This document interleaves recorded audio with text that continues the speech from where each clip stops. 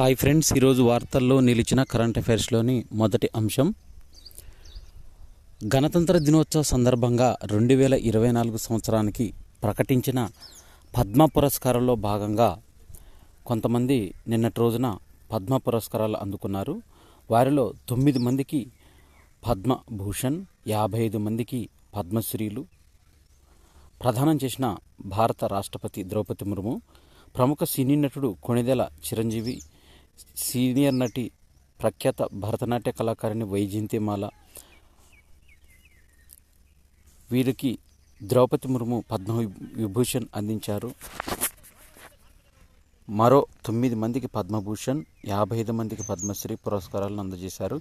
ఈ ఏడాది గణతంత్ర దినోత్సవం సందర్భంగా వివిధ రంగాల ప్రముఖులకు పద్మ అవార్డులను 2వ విడతలో ప్రదానోత్సవం చేశారు.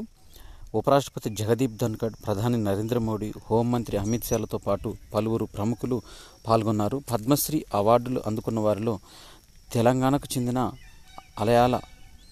ఆలయాల రూపశిల్పి వేలు ఆనందచారి, తెలుగు సంస్కృత భాషల్లో తొలి హరికథ కళాకారిణిగా పేరొందిన దాలిపర్తి ఉమామహేశ్వరి, ప్రముఖ కవి రచయిత కూరెళ్ల విఠలాచార్య ఉన్నారు. కేంద్ర ప్రభుత్వం ఈ ఏడాది 5గురికి పద్మవిభూషణ్, 17 మందికి పద్మభూషణ్, 110 మందికి పద్మశ్రీలు కలిపి మొత్తంగా 132 మంది ఈ పురస్కారాలను ప్రకటించింది. అయితే ఏప్రిల్ 22న జరిగిన తొలి విడత కార్యక్రమంలో రాష్ట్రపతి ముర్ము 66 మందికి అవార్డులు అందించారు. మిగిలిన 66 మందికి గురువారం ప్రదానం చేశారు. ఈ కార్యక్రమంలో చిరంజీవి సతీమణి సురేఖ, కుమారుడు రామ్ చరణ్, కోడలు ఉపాసన పాల్గొన్నారు.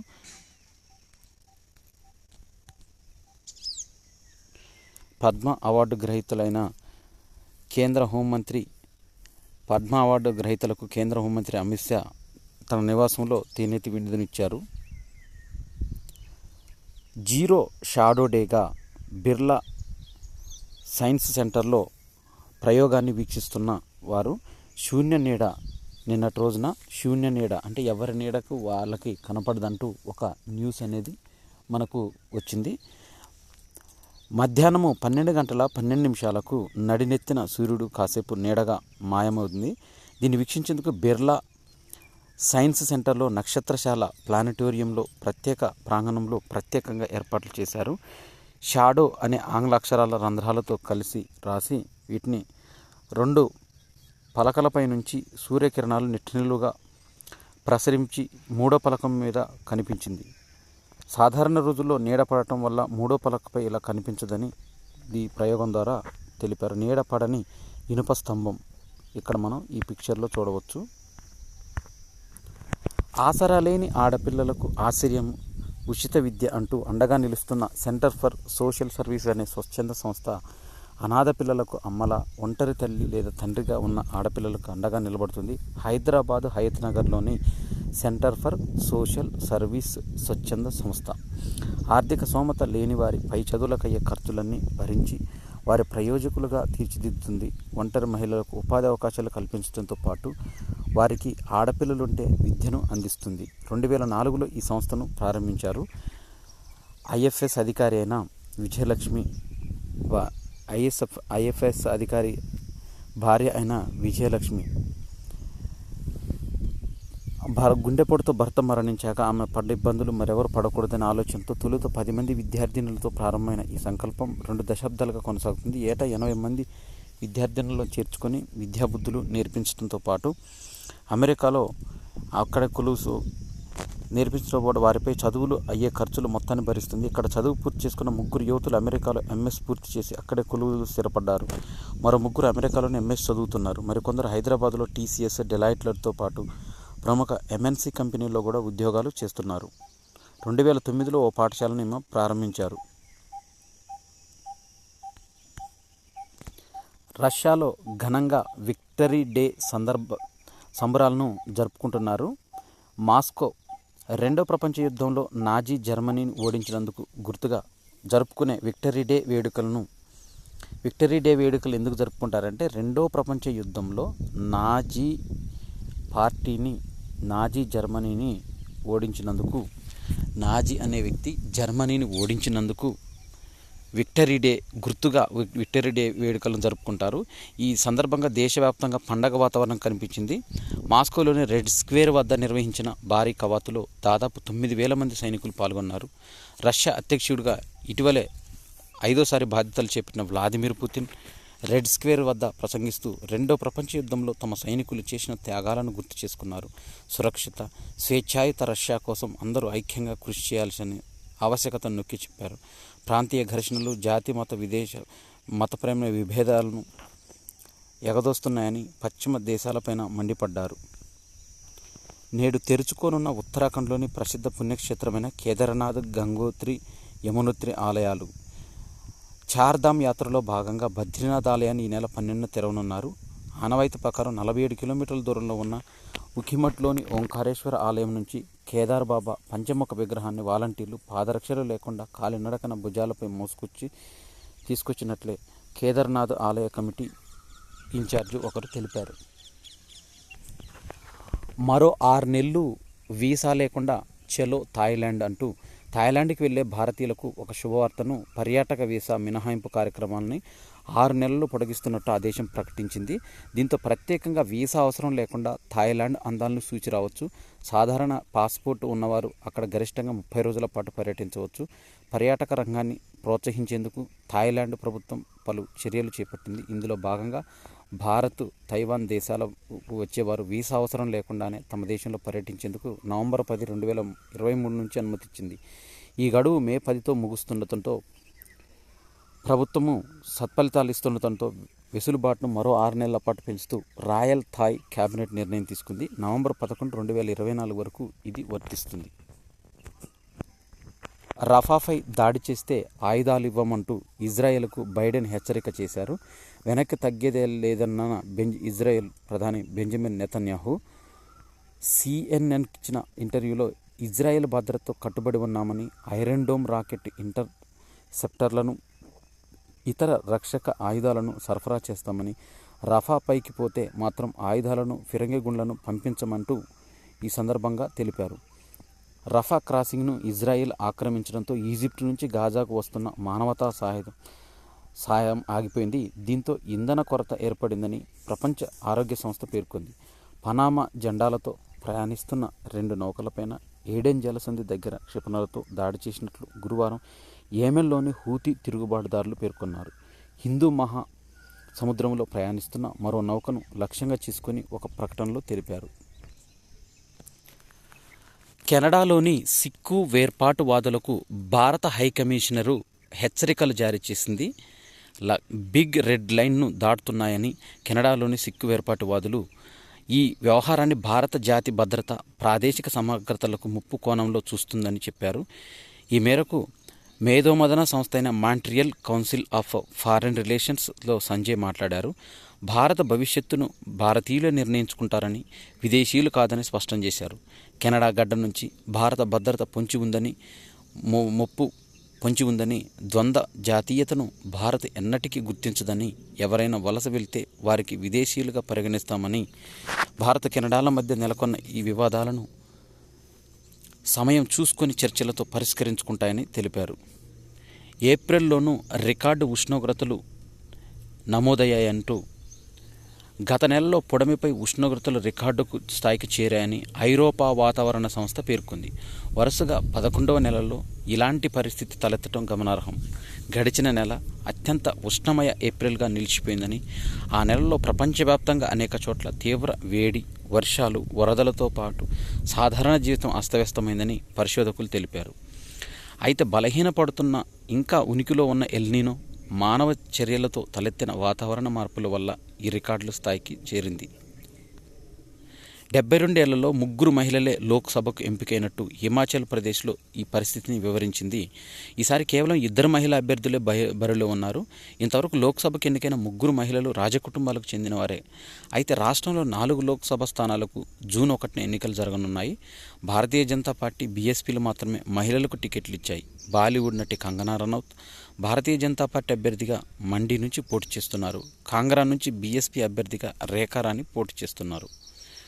3వ విడత పోలింగ్ వివరాల పూర్తి సమాచారాన్ని భారత ఎన్నికల సంఘము వెలువడించింది. దీంట్లో సార్వత్రిక ఎన్నికల 3వ విడతలో 65.68% మాత్రమే పోలింగ్ నమోదైనట్లు వెల్లడించింది. ఇది మొత్తం కూడా ఈ 65.68% నమోదైన ఈ పోలింగ్ అనేది బుధవారం రాత్రి 10 గంటల వరకు అందిన డేటా ఆధారంగానే దీన్ని వీరు వెలువరించారు ఎలక్షన్ కమిషన్ వారు. కర్ణాటకలో 14 నియోజకవర్గాలకు నిర్ణయించిన ఎన్నికల్లో నిర్వహించిన దానిలో 71.84%, అస్సాంలో 4 స్థానాల్లో 81.56%, పశ్చిమ బెంగాల్లో 4 సీట్లలో 77.53%, గోవాలో 72.20% ఓటింగ్ నమోదైంది. గుజరాత్లో 60.13%, మొత్తము 25 లోక్సభ స్థానాల్లో మంగళవారం 60.13కి పోలింగ్ నమోదైంది. దేశంలో అత్యుత్తమ పంటల బీమా పథకం తెస్తామని, పూర్తిస్థాయి బడ్జెట్ తర్వాత 15,000 చొప్పున రైతు భరోసా చెల్లింపులు చేస్తామని తెలంగాణ వ్యవసాయ శాఖ మంత్రి తుమ్మల నాగేశ్వరరావు తెలిపారు.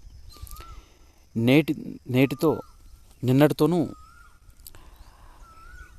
వరంగల్ ఖమ్మం పట్టభద్రుల ఎమ్మెల్సీ ఉప ఎన్నికకు నామినేషను ఈ నెల 13తో నిన్నటితో ముగిసింది. అయితే దీంట్లో ఈ నెల 13న నామినేషన్ల ఉపసంహరణకు గడువు ఉంది. బుధవారం మరో 12 మంది అభ్యర్థులు నామినేషన్ దాఖలు చేశారు.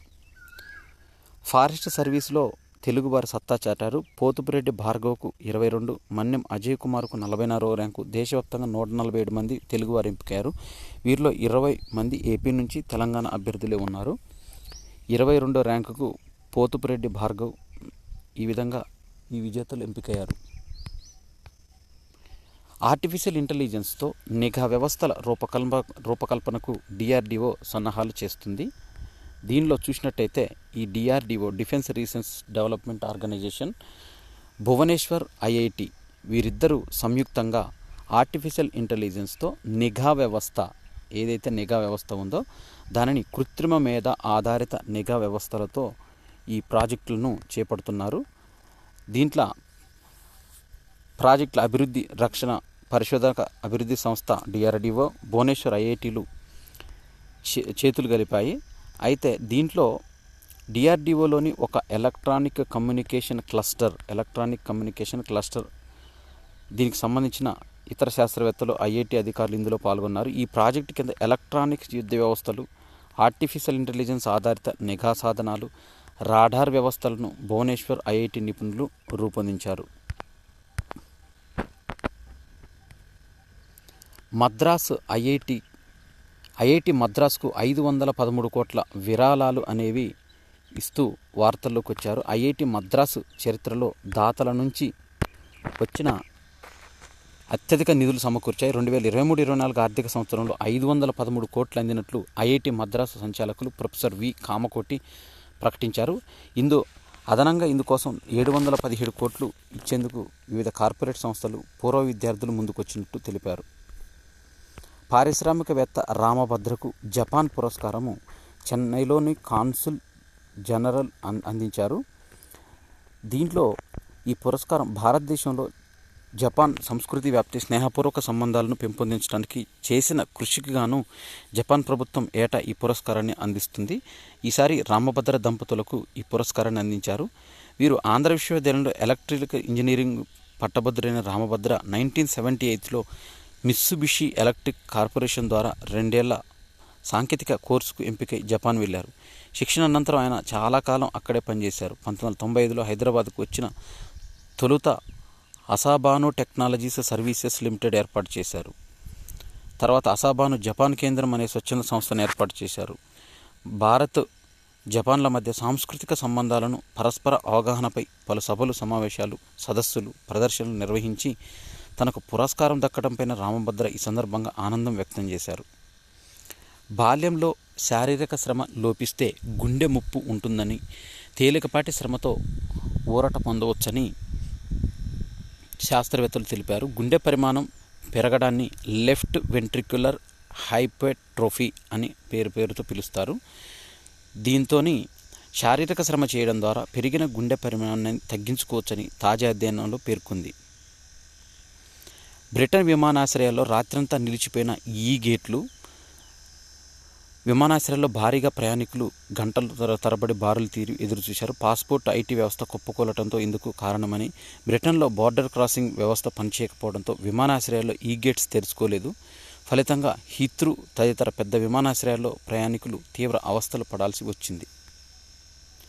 బ్రెజిల్లో వరదల కారణంగా నీట మురిగిన పోర్టో అలెగ్రేలోని అంతర్జాతీయ విమానాశ్రయం. పోర్టో అలెగ్రేలోని ఉన్న ఇంటర్నేషనల్ ఎయిర్పోర్ట్ ఇది.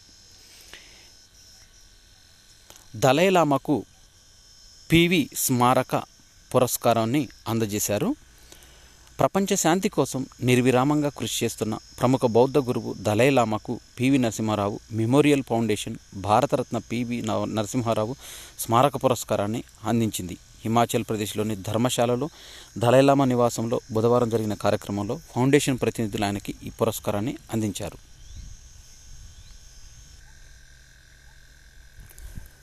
తెలంగాణ రాష్ట్ర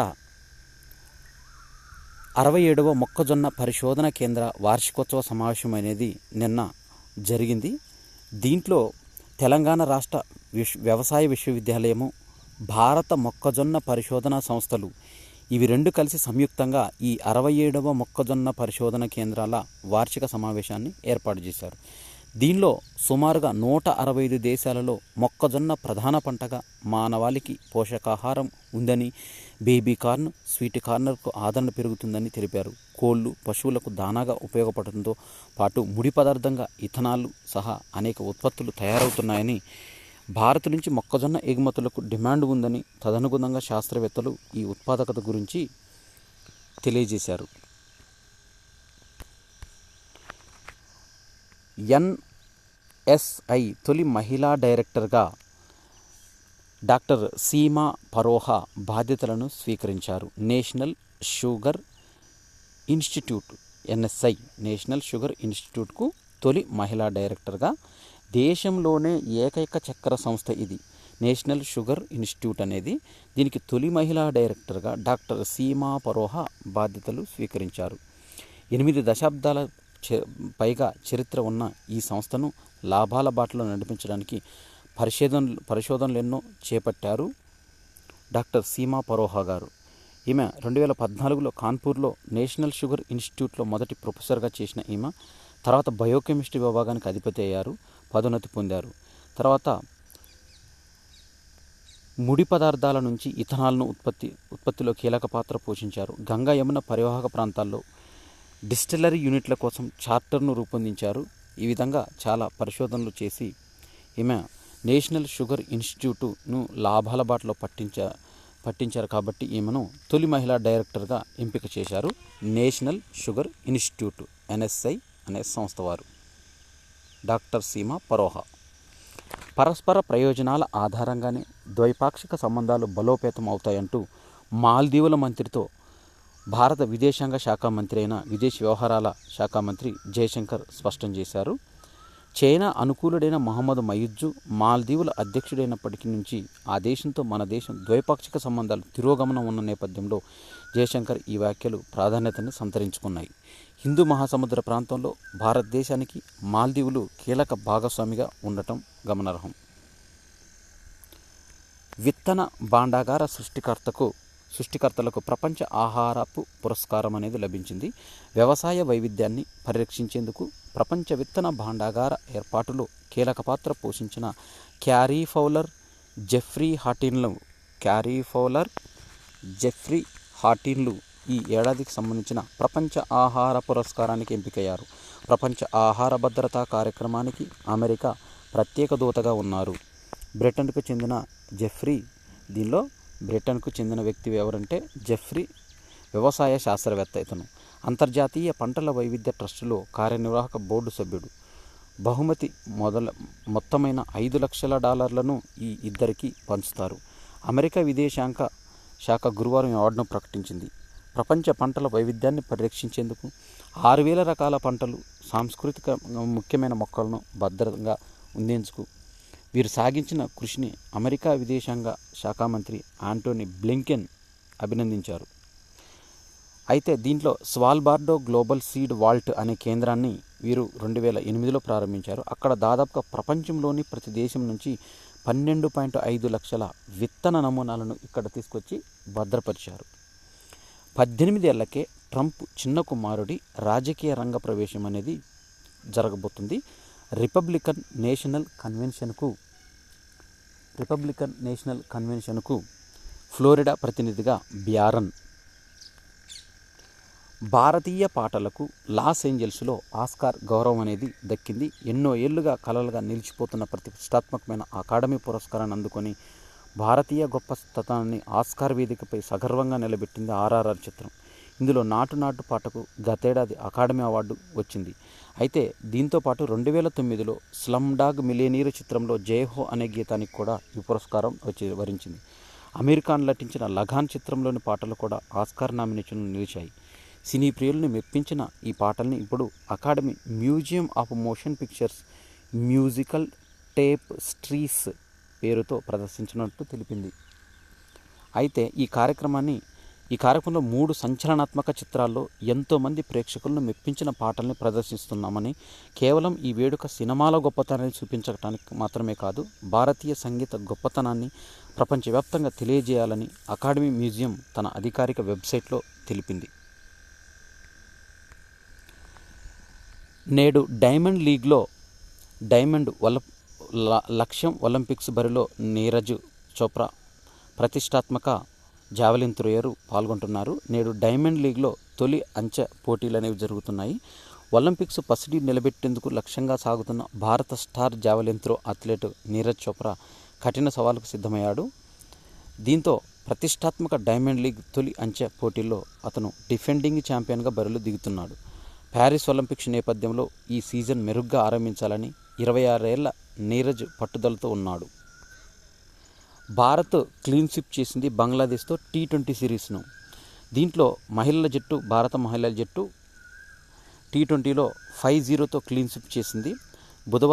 గురువారం జరిగిన చివరి మ్యాచ్లో భారత్ 21 పరుగుల తేడాతో నెగ్గింది. మొత్తం భారత్ 5 వికెట్లకు గాను 156 పరుగులు సాధించింది. స్మృతి మందన 33 రన్స్, 25 బంతుల్లో 4 ఫోర్లు, 1 సిక్స్. హేమలత 37 స్కోర్ చేసింది. 28 బంతుల్లో 2 ఫోర్లు, 2 సిక్స్లు. హర్మన్ ప్రీత్ 30 స్కోర్లో 24 బంతుల్లో 4 ఫోర్లు. రిచా ఘోష్ 28 నాట్అవుట్, 17 బంతుల్లో 3 ఫోర్లు, 1 సిక్స్ రాణించారు. అనంతరం ప్లేయర్ ఆఫ్ ద మ్యాచ్గా రాధా యాదవ్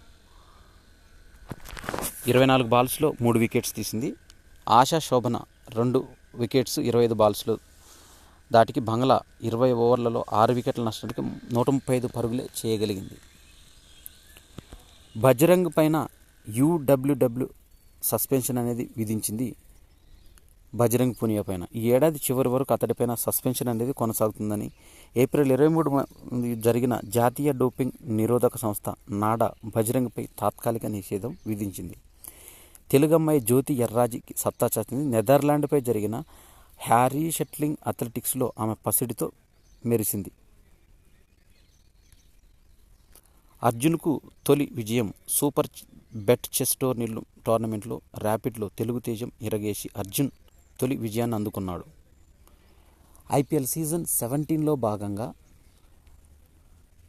IPL మ్యాచ్లో పలు టీంలు అనేవి ఆడుతున్నాయి.